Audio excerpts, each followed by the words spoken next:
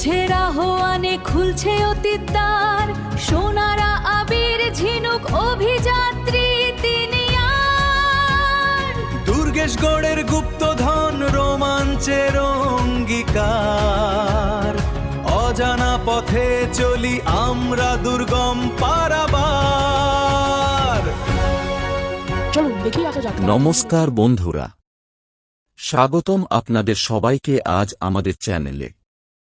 আজ আমরা জানতে চলেছি ইতিহাসের পাতা থেকে উঠে আসা এমন এক রক্তাক্ত ইতিহাসের গল্প, যা হয়তো 400 বছর ধরে অন্ধকারের আড়ালে ধামাচাপা পড়েছিল। আজ আমরা জানব নবাব সিরাজউদ্দৌলা ও রাজা কৃষ্ণচন্দ্রের লুকিয়ে থাকা সেই 7 রাজার ধনের আসল রহস্য। আর কোনো বাড়তি কথা নয়, একদম সোজা প্রবেশ করব সেই রোমাঞ্চকর ইতিহাসে। 1756 সালে বাংলার সিংহাসনে বসেন তরুণ নবাব সিরাজউদ্দৌলা। কিন্তু সিংহাসনে কি আর এতই সহজে পাওয়া যায়? চারিদিকে তখন ষড়যন্ত্রের জাল বুনে চলেছে তারই প্রধান সেনাপতি মীর জাফর। সিরাজকে ক্ষমতাচ্যুত করার জন্য দিনরাত এক করে মারাত্মক সব ফন্দি আঁটছিল সে। অথচ সেই সময় পর্যন্ত বাংলার সবথেকে বড় ব্যবসায়ী জগৎ শেঠ কিন্তু নবাবের পাশেই ছিলেন। কিন্তু ভাগ্যের কি নির্মম পরিহাস! একদিন ভরা রাজসভায় সকলের সামনে নবাব সিরাজউদ্দৌলা রেগে গিয়ে জগৎ শেঠকে চরম অপমান করেন এবং ঠাসিয়ে এক চড় মারেন। সেই চড়ের অপমান জগৎ শেঠের ভেতরে এক হিংস্র প্রতিশোধের আগুন জ্বালিয়ে তুলল।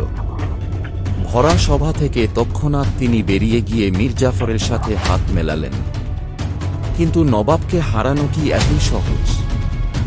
জগৎ শেঠ তখন মীর জাফরকে বললেন, এই খেলায় জিততে গেলে তার প্রিয় বন্ধু নদিয়ার মহারাজা কৃষ্ণচন্দ্রের প্রখর বুদ্ধি ছাড়া আর কোনো উপায় নেই। সবার আড়াল থেকে কৃষ্ণচন্দ্র তখন চাল চলতে শুরু করলেন, কিভাবে নবাবকে ধ্বংস করা যায়। অপেক্ষার অবসান হল 1757 সালের 23শে জুন, পলাশীর রক্তাক্ত প্রান্তর। একদিকে রবার্ট ক্লাইভ আর অন্যদিকে নবাব সিরাজউদ্দৌলা। কিন্তু ঘরের শত্রুদের চরম বিশ্বাসঘাতকতা আর ছলের কাছে নবাব পরাজিত হলেন। সিরাজের পতনের পর সিংহাসনে বসল মীর জাফর, আর উপহার স্বরূপ জগৎ শেঠ ও রাজা কৃষ্ণচন্দ্রের হাতে তুলে দেওয়া হল নবাবের সেই রাজকোষের মহামূল্য 7 রাজার ধন।